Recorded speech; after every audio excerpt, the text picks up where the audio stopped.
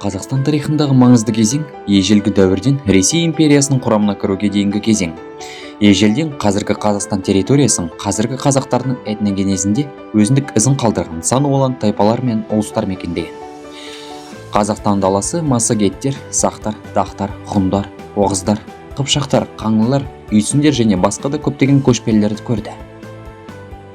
Біздің эрамызға дейінгі 3-1 ғасырларда қазіргі Қазақстан жерінде кәнгуй мемлекеті пайда болды.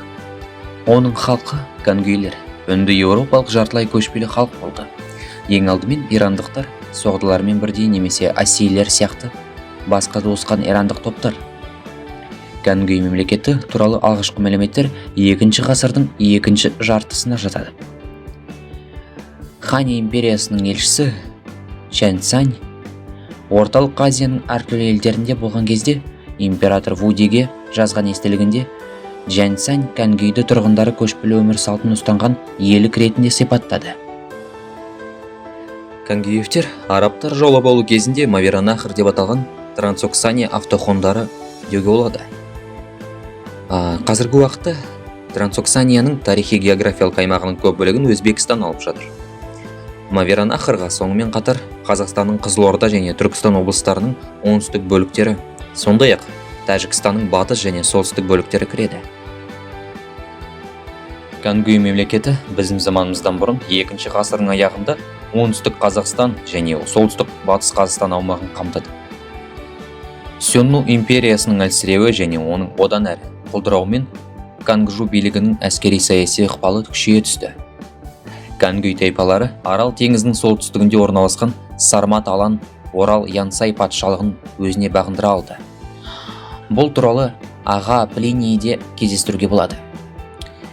Оңтүстік Орал халқы да кәнгуйлерге бағынып, кәнгуйлерге ұсақ кеміргіштердің терісімен алып төседі. Оңтүстікте кәнгуйлер Ташкент оазисін, Хорезмде және Амудария мен Сырдария өзендерінің аралығын бақылауды орнатты. Кәнгуйдің оңтүстік батыс территориялары Парфиямен шектеседі. Этномәдени тұрғыдан алғанда, кәнгуй патшалықтың далалық бөлігіндегі иран тілдес тайпалар және тайпалық бірлестіктердің Сырдария бассейніндегі бақылаудағы қала халқының конгломераты болды. Тан әулетінің Қытай императоры Ли Шиминнің тұсында Канжу халқы Тан бодандығына кіруге бірнеше рет ұсыныс жасады. Бірақ император батысқа осыншама әскер жіберу оның халқына ауыртпалық болады деп шешті. Біздің эрамызға дейінгі 4 ғасырдың соңы, біздің заманымыздың 3 ғасырдың басында Ташкент оазисінен Хорезмге дейінгі орталық Азиядағы ұлан-ғайыр кеңістіктерді алып жатқан Кәнгуй шағын империясының баяу ыдырау процесі бірқатар ірі саяси құрылымдарға келді. Олардың бірі Алан мемлекеті, бұрынғы Янсай патшалығы болды. Хорезм мен Ташкент оазисі біздің заманымыздың 3 ғасырдың аяғында қазіргі Шыңжаң ұйғыр автономиялық ауданы орналасқан аумақтан шыққан тохарлардың көшпелі үнді иран халқы құрған Кушан патшалығының қоластына өтті. 3 ғасырда Кәнгуй Канга астанасын көшпелі тайпалар жаулап алды. 5 ғасырға қарай Кушан дүниесінің қалдықтары эфталиттердің шапқыншылығынан жойылды. 5 ғасырдың ортасында Кәнгуй эфталит тайпасына бағынатын бірнеше ондаған басқа тайпалар арасында шағын иелік болды. Лев Николаевич Гумилевтің айтуынша, эфталиттер таулы Памир өлкесінің халқы. Бұл нұсқа бойынша эфталиттер ежелгі Иран халқы, қазіргі пуштундардың ата-бабалары болып саналады. Осылайша, қазіргі Қазақстан аумағында біздің заманымыздың 5 ғасырына дейінгі тарихтың жазба кезеңінде Иран тілдес империялар мен халықтар бірін-бірі алмастырды.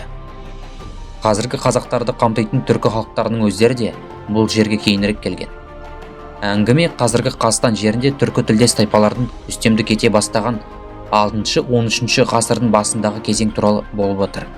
Бұл кезде мұнда батыс түрік, түргеш, қарлық және оғыз қимақ қағанаттар өмір сүріп, моңғол шапқыншылығына дейін бірін-бірі алмастырып отырды. Ғалымдардың көпшілігі Орта Азия халқының түріктенуі бастапқыда шығыс аймақтарда. Дәлірек айтсақ, Жетісуда біздің дәуіріміздің 1 мыңжылдығының 1 жартысында мұнда ғұндар Ебань елігін құрған кезде басталды деп есептейді. Түрік теориясы деп аталатын тұжырым бойынша орталық Азияның шығыс бөлігіндегі түркі руларының арғы тегі ғұндар болған. Түркі теориясы қазіргі уақытта әлемдік ғылыми қоғамдастықта ең танымал теориялардың бірі болып табылады. Ғұндардың шығу тегі туралы түркі теориясын жақтаушылар Паркер, Жан-Пьер Абель Ремусат, Клапорт, Рамстед, Анне Мари фон Габейн, Прицак және тағы да басқалары. Академик Шаниязов эвталиттердің этникалық тарихы түркі тілдес халықтармен де байланысты деп есептеді. Бірақ басқа ғалымдар мұнымен келіспейді. Эвталиттердің шығу тегі туралы көптеген нұсқалар бар. Олардың ешқайсысын толық сенімді деп атауға болмайды. Бұл қазіргі қазақтардың шығу тегі туралы көптеген жауапсыз сұрақтарды тудырады. 540 жылдары Үндістанда эвталиттер кейбір деректерде жеңіліске ұшырады. Бірақ шапқыншылыққа қатысқан тайпалардың бір бөлігі елдің солтүстік бөлігінде қоныстанды. Уақыт өте келе олар жергілікті халықпен араласып, нәтижесінде жаңа этникалық қауымдастық раджуптар пайда болды.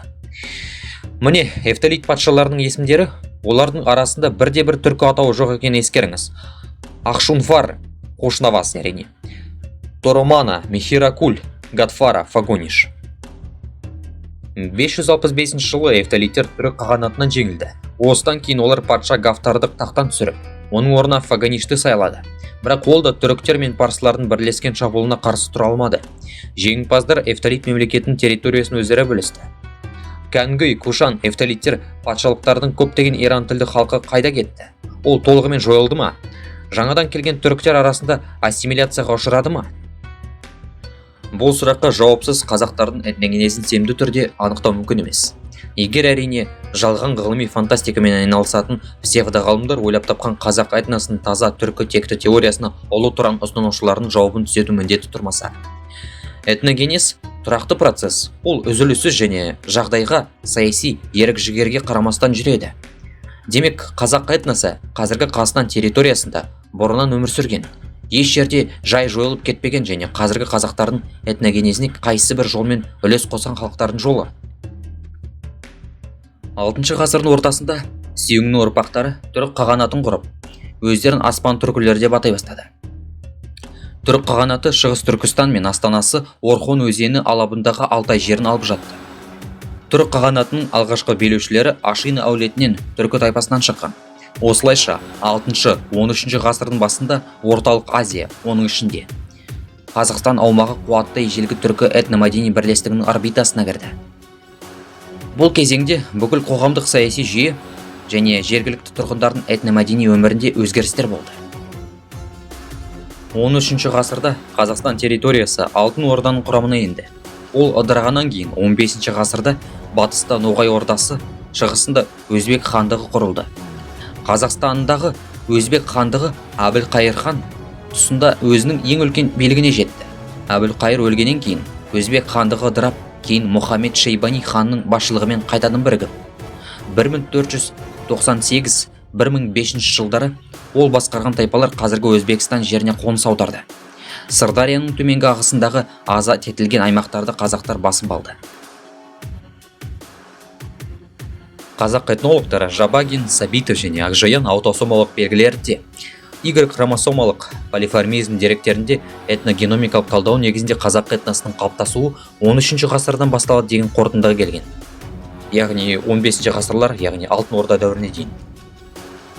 Олардың Y хромосомының өзгеріштігі, яғни еркектік тегі ақылы тұқым қуалайтын және қазақтардың ұрылық құрылымы, ол дала ақсүйектері және дінбасылары арасындағы байланыстарды зерттеу, қазақ руларындағы әлеуметтік және биологиялық туыстық арасындағы ішінара жағымдық қатынасты ашты. Екі ру, төре және қожа үшін генетикалық зерттеулер бұл рулардың шығу тегі туралы этнографиялық деректерді растады. Төре, олардың аңызға айналған шежіресін Шыңғыс ханға жатқызады.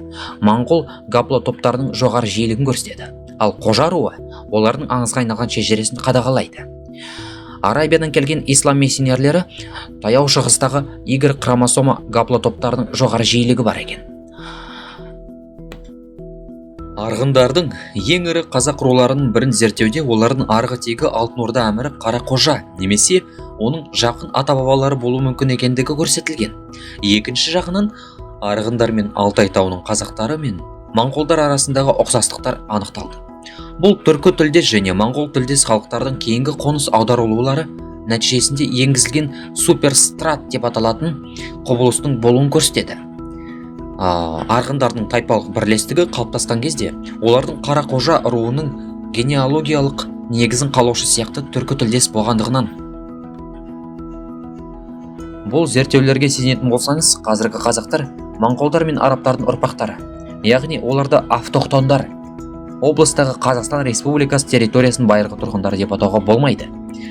Татарстан Марджани атындағы тарих институтының, Усманов атындағы Алтын Орда және татар хандықтарын зерттеу орталығының басшысы Илнур Мерғалиев те бастапқыда қазақтардың негізін Моғолстан құрағанын атап өтеді.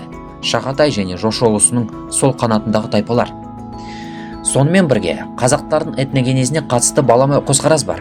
Бірқатар ғалымдар қазақ халқының этникалық тарихы бастапқыда ежелгі халықтың екі тобының синтезі ретінде дамыды деп болжауға бейім.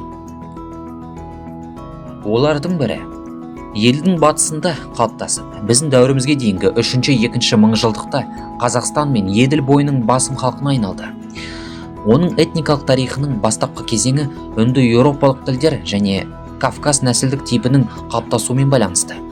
Тайпалардың тағы бір тобы Орта Азиядан шыққан. Олардың ішінде түркі тілдері мен монғолоидтық нәсілдік тип басым болды. 2-3 мыңжылдық кезеңдегі екі популяциялық топтардың өзара әрекеттесуі мен бірігуінің тарихы этникалық консолидацияның жүзеге асырылып, протоқазақ мен және туыстас этникалық қауымдастықтардың қалыптасу процесі болып табылады.